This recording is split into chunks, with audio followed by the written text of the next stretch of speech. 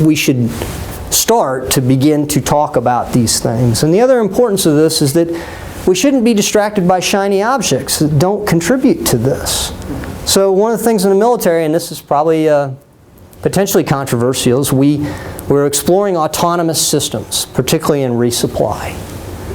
And my thought is, if it doesn't eliminate autonomous systems with an eliminated demand, no, same demand, just without people moving the equipment. Still the same signature, still the same pattern, still the same probability of being detected. Oh, by the way, you still need the same overhead. Just because the people aren't driving the convoy, they're still somewhere maintaining the system. When it gets back, they're working on it, they're controlling it. So I don't know. So 90-degree turn. Let's talk about you, because you've endured listening to me and all this stuff. So very quickly, before any other questions or anything that I can help you with, first a thought about the future, and then some points about the program and things like that. I think the future, if you're not in the internet, you're out of it. I mean, you're out of it. I read this book on the way here, part of it by Kevin Kelly. Kevin Kelly is the editor for Wired magazine. And so he talks about this. He talks about people are going to look back at 2016 and go, man, anything was possible back then. The same way that back in 1995, he told ABC, you need to buy abc.com. And they just kind of ignored him. So he believes that people are going to look back on 2016 and say, man, all the things that folks could have exploited that they didn't, because we just couldn't see it. And so what I mean there is that optimization, the mathematical procedure to doing optimization probably will not change much. But how we get the information to do the optimization, that I think we need to be inside of that. And that I think affects all of you. And that's tough to, I had met with Dr. Traub before I came, and he said, you know, it's tough to get somebody who's used to teaching management to get outside of that. It's tough to get somebody who's used to teaching, you know, this, to get outside of that and think about how these things need to morph and change. And the last thing you need is more stuff to do, right? Because you're already doing research and things like that and trying to meet course requirements, and I completely empathize. So I don't have an easy way of how to do this, but I do think that, you know, the current way is you collect some data, you go to a back room and say, I'll be back in a little bit, I'm going to make some sense out of this. And then you come out of the room and say, here's what it means and here's what needs to change. And that worked a few years ago. But I think less and less that is working, because when you come back out, folks are going, the world changed while you were back there. You know, and that data is really no longer good. We know that the farther out our forecast goes, the less relevant it is. And our ability to get information in a sense and respond is getting better and better in some circles. It's either Google or Amazon that says, we don't need a forecast, we are the forecast. Yeah. And he laughs because he gets it. They're already telling you, you want to buy these things. I already know this because you bought these things and you looked at these other things. And I not only know that about you, but I know that about all you guys times, I don't know, about 4 or 5 million. So to me, the challenge, what's very intimidating to me, is within supply chain, how I don't see this situation where you go, okay, you're using this system, you're using this, and it's all compatible today. Good. Well, in 5 minutes, he's going to go, well, I could be using this system out here that gets all this other data that I'm not currently getting, so I'm going to get that. And now we aren't compatible anymore. So to me, it's a constant, never-ending discussion about compatibility and integration and capacity. Because the capacity's there, and the capacity's going to be there to store and analyze data with, but I don't even know the terms. That's the problem. I don't even know the terms of reference that I should be queuing on. I think it has to do something with online analytic processing, in-memory computing, and those kind of things, which are outside a static or a potentially stovepipe discipline. Pick one. There's not a data science major here, and that's okay. It's not a hit on this place. There's probably not a data science major in most places because this stuff is moving so fast. So I think that is something to think about, not be intimidated by, although it's certainly intimidating to me. These three things, just reflecting on the program, and don't go audit me, because if you go back and say, did Matt Shatzkin do any of these things? Jody will tell you, no, he didn't. But she'll tell you that's why he's talking to you about these, because he didn't do these things. I think that, knowledge of simulation, knowledge of statistics, knowledge of basic computer science, and especially software that's worth your while. If you have the time to learn something, big or small, about those things, and hopefully tie it back into the things that you're doing so that you can capitalize on that as you continue on in your careers.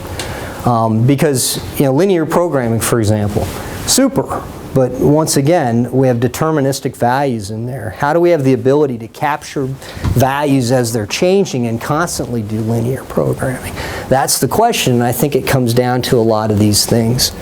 I think there's a balance between having focus on finishing this program and not thinking about the feasibility of how fast you can finish it without compromising some things like additional knowledge that may not be towards your specific project but are going to help you down the road. I was way at the end of how can I finish this thing in the minimum amount of time possible. And that's why I say don't audit me, because if you go talk to Dr. Traub and say, hey, tell me about this guy, hopefully he'll just laugh and go, oh, Matt Shatzkin, okay.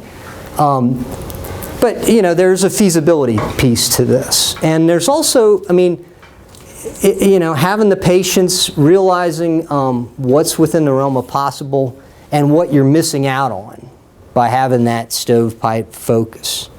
And thank you all for coming today. I'm not done yet, but you made the choice to where you could have been doing something else. And you say, hey, I'm going to go to this thing for whatever reason. Maybe somebody twisted my arm.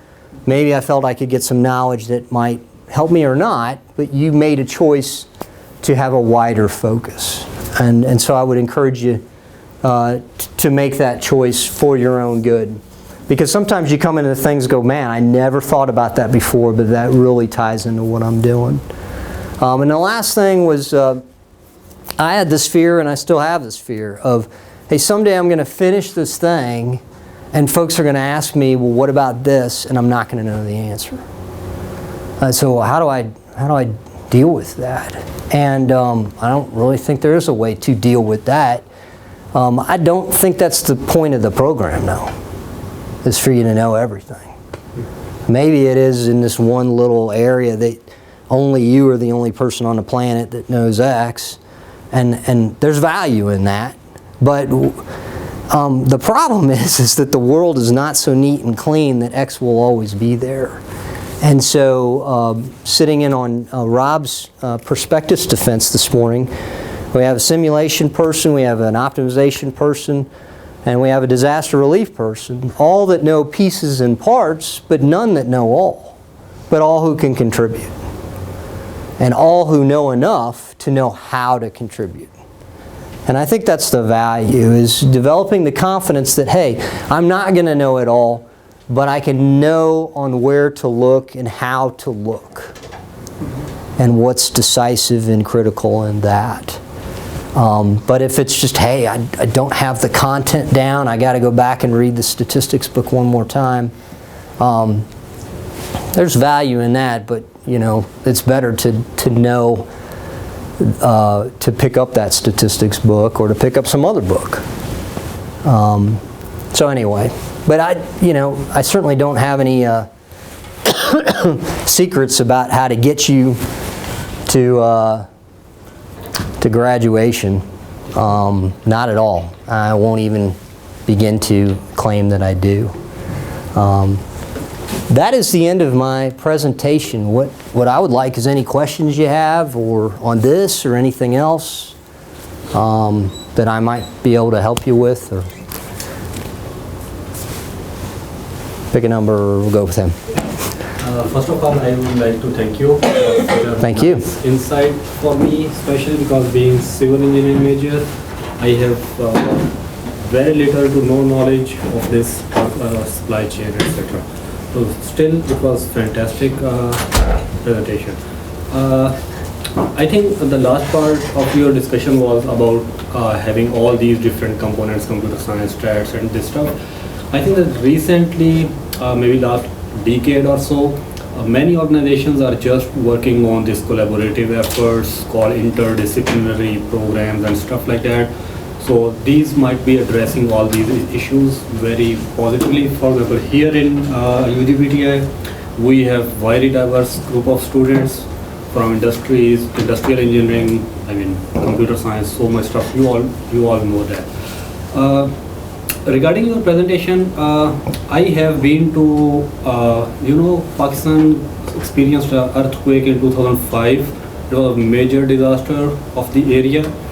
I was a student of that time, so I go there in person and see all these problems which you address here. So I was just refreshing my memories meanwhile. The problem I faced at that time and through your presentation, do you think there would be a focal person or focal entity in the area who can just monitor and just disseminate these tasks or whatever we can say technically to these military people and to NGOs that we need this and this much, something kind of focal person, focal organization or any department who can play this role? So you're asking me if I think there could be? Yes. Just to some degree, I think so. I think it's certainly possible. I think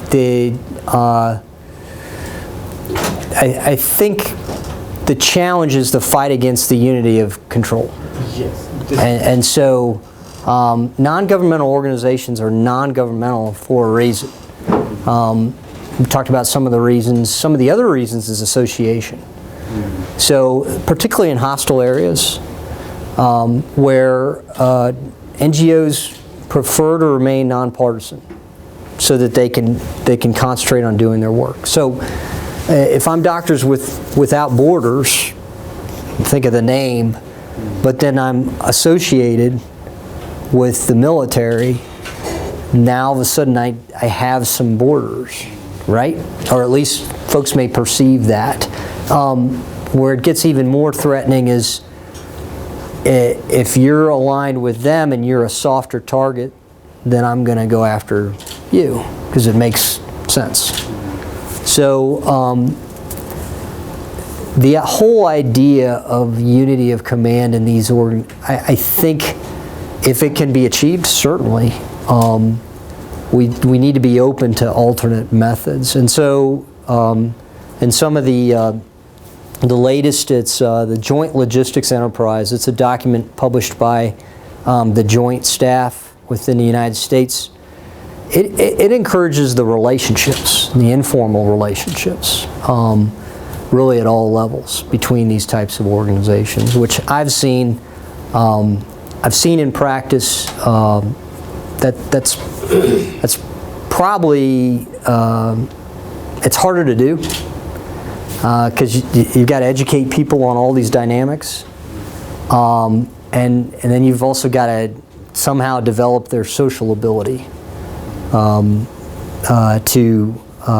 communicate cross-culturally. And when I say culturally, I don't necessarily mean yeah, that's what I mean. So, and these were all, to me personally in Haiti, I was learning this on the move. I didn't understand these organizational dynamics. To some degree, I didn't care. And that kind of clouded my vision. So I certainly think it's possible. I think the danger is folks sensing that hey, you're trying to control me. You're trying to take away my credit. You're trying to govern what I do. And so I can step over here and do my own thing, and because I can, I'm going to. So I think that's an enduring challenge. We even have that domestically. So it's the national, or I forget the acronym, but it's a, was it NIMS, I think, is a, and it's a, it's I don't even know what it is. It's not a strategy. It's a procedure for. It's not Homeland Defense, but it's disaster relief within the United States. And so there you have the same kind of dynamics. You have state agencies in the area of the disaster. You have federal agencies. You have FEMA.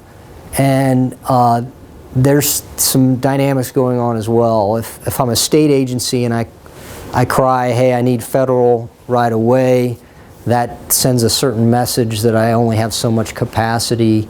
It may affect my funding, good or bad, in the future.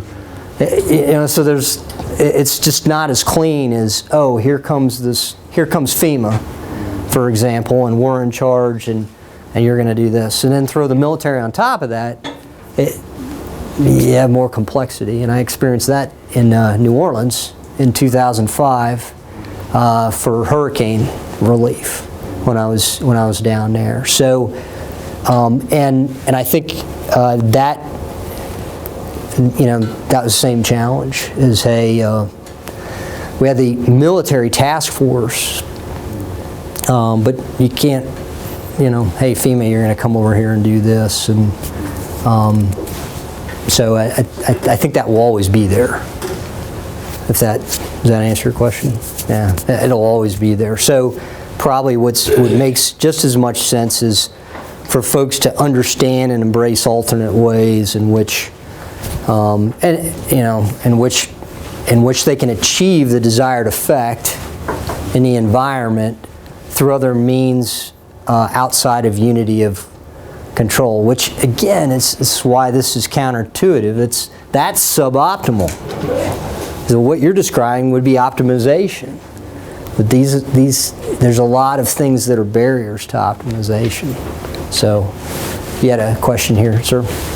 Yeah, could you go back to the slide with the graphs and maybe try and put that in perspective for us with maybe a couple examples? And I'm curious as to if the fill rate was at that level, what about the rest of the demand? Was that being met by other agencies? So, responding? Sure. To talk about an example, so let's talk about power generation, portable generators.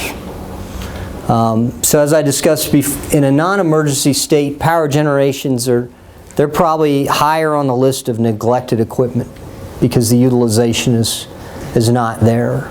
In a training base, it's much more common that a vehicle will be used for a local mission than power generation because you're surrounded by buildings on an established training base. So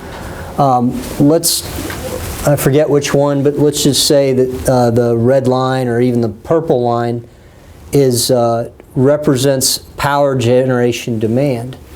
Well, at this point, before the surface part of the fleet has closed, the power generation is minimal. That was just what was flown. So the denominator here, the requirement is much less, which is why we get a higher percentage. Does this make sense so far? So plain English, I don't know these numbers to be correct. Let's say we were only able to deploy 5 generators by air. So we have 5 generators that need to be maintained. So sure, we have a higher percentage of fill, but the demand isn't that high, and that demand might have been able to be consumed by stocks on hand or even locally purchased repair parts in Haiti. However, once that 5 goes to 100, that denominator becomes much higher in terms of requirements. Now, this chart again reflects the stocks on hand Those are the stocks that in a retail location. So this retail location here existed back here in a training status. And over time, the demand of the activities here generates some stocks that are on the shelf here, that are locally on that base, that are at an arm's length away. A little bit more than that, but not too far away. Even here, those stocks don't meet 100% of demand. We would like them to be 90%. I think we have a standard for 90% or something like that, with the remainder being sourced by upstream supply sources. Wholesale is the term we called. And so this isn't the same kind of thing, but our wholesale locations are not on the same. These are all on the respective training base. So Fort Bragg, for an example, these are all on Fort Bragg. And there might be a number of these on Fort Bragg. In fact, I think on Fort Bragg there's probably at least, I don't know, I'm guessing somewhere between 6 to 10. We call them forward distribution points, supply support activities. They're not warehouses, but you might call them mini warehouses. They're retail locations. Demand that cannot be filled in either scenario gets sent up to what's called a national inventory control point, which is this little cloud in the sky is supposed to represent. Hey, we don't have this part on hand, where can we get it from? And through those algorithms and stocks on hand and all that visibility, it has to be shipped from either another warehouse or maybe it's a direct vendor item. So it's not an item that the military puts on the shelf, but they have a contract with a direct vendor that ships it. And every time this happens, obviously we have longer lead time than meeting the demand from a retail stock. Because this is kind of like you going into Walmart and saying, I want to buy pink paper. And they say, we have pink paper. Or they say, we don't. We got to order it from wherever. Our warehouse in the other side of the world, or this one person who makes pink paper. And that's going to take how many ever days? 2 weeks to get here, kind of thing. So that's kind of the problem. Part of the problem with this is that all of a sudden we're changing the demand pattern, and in doing that we're making some of the stocks irrelevant. Here's what's kind of crazy. Of the stocks, we had 2,000 lines on hand. Only used 260 of them. What were those 1,700 lines, locations of items doing? Nothing towards this operational requirement.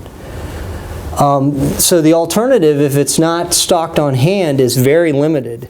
One is to buy it locally, and there are places in Haiti that you can buy parts locally, but you can imagine this. Maybe a tube, maybe something simple, maybe a fan belt. But any kind of electronic parts, I mean, now I start getting concerned about warranty. I get concerned about quality. Now, if you look at all in supply chain, you'll see that counterfeit parts and components outside of the military is a concern of all industries because it's so easy to do. Who knows how many components this has? 10, 12, maybe more. And who knows how many components of this have components. You see what I mean? And get to something more complex, like, I don't know, computers. Not a good example because I think we figured that out. But anything that's relatively complicated, components of components, and so getting validity all the time of where those parts came from and who made them and are they not that somebody has inserted a chip in here that they're recording me right now and I don't know it, but just that it's faulty, that it's slipshod workmanship and it's not going to do it. So we do have the option. We could buy some things, but that only does so much contribution towards this demand. And we are, within the military, we're just now getting additive manufacturing capability. During this event, we had fabrication capabilities. So we did have some capability of making simple things like washers and tubes and things like that. But again, we run into the warranty and licensing and blueprinting issue. So really the only other option is to get it from wholesale or to do without it. And to do without it is somewhat problematic because it may result in a weapon system or equipment system that's not operational that affects readiness. Does that help out Yeah. a little bit? Ideally, at the extreme, we would want a couple things. Number one is we wouldn't want to track fill rate at all. We would want to track system readiness and then know how fill rate contributes to that. That was where my research was probably not incomplete, but could have been more relevant. Beyond that, regardless of the situation of the emergency deployment, we would want this to be much higher across all levels. So wherever we went, whatever situation we encountered, that stocks on hand did much more for us. Would it always be 100%? No. Because financially, I think that would just be non-affordable. Part of our challenge in the military, and I would call it a problem, is that we don't do very well in the Army of saying, you're expeditionary and you're not. So if something happens, you or him, you're going to go, but I'm sorry, you're not. For some reason, we don't do a really good job of doing that. And in my mind, because these resources are limited, we should. And so I think that limits us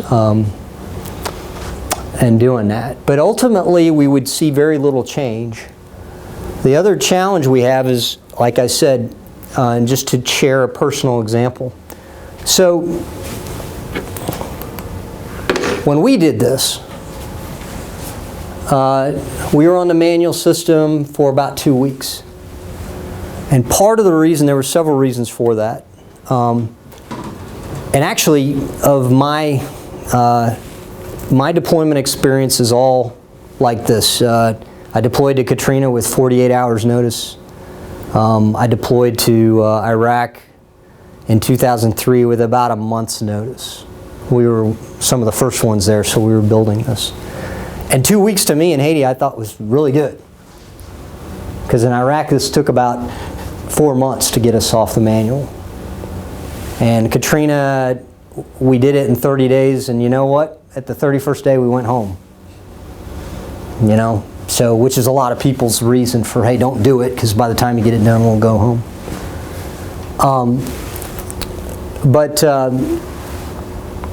The part of the reason it took 2 weeks was because this change, requires an address change, which would make sense. Don't deliver stuff to my home here. Deliver it to my home here. Easy enough to do, and that actually doesn't take very long to do. But determining who's paying for the things you're ordering from these stocks back here was actually a limiting factor and took some time, which is just very counterintuitive to me. It goes back to that just because there's an emergency doesn't mean that parts of that supply chain are operating in an emergency fashion. And in that specific discussion, the answer was, this is a parameter change, and our normal business rule for this process is a 2-week process. But you can think about it, I was like, I'm not working 9 hours a day here. We're not working 9 hours a day. We're working like around the clock. Why isn't this more responsive? So, just because there's an emergency doesn't make this system go that much faster. It doesn't put all these requisitions that go back here that eventually make it back here through the manual system, and it takes some time for them to make it back. It doesn't necessarily mean, oh, this is a requisition for Haiti, so put it ahead of all others. If that part is only made by one person who makes 6 runs a year, then that part's going to be back ordered, and you may get it by the time you come home. That's the system. So it's never going to be 100%. The question becomes, what can be done to make it more responsive and more relevant? Which is an unanswered question. Any other questions, thoughts from anyone? You got to eat all that food. That's a requirement.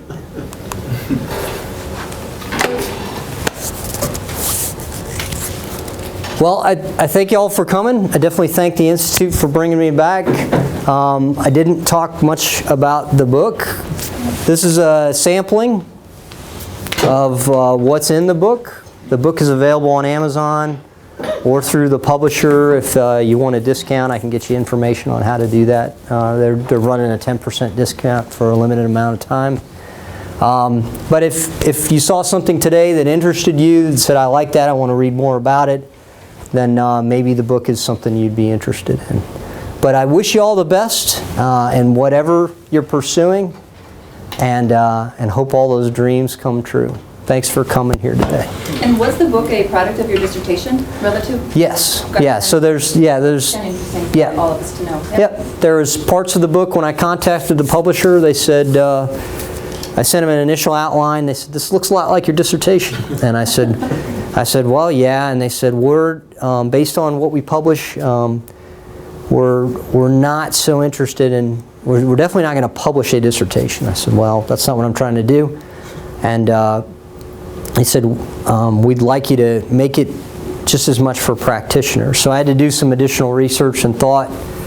So there is some stuff that contributed, and then some additional things. So It's good to know. And that's kind of the same thing Mark Scott told us a couple weeks ago, was taking what you've learned through this process along with your dissertation and making it applicable to practice or to industry. So that's really where you all need to go with what you're working on today and in the future, is to take this into something usable, into a usable format. So it's been a very consistent message with both of our graduates, especially in the supply chain logistics side. Yes. Super. Any other questions, comments? Okay, hearing none. Thank you so much for coming. It's just been Thanks great, for having very me. valuable, and Thank you.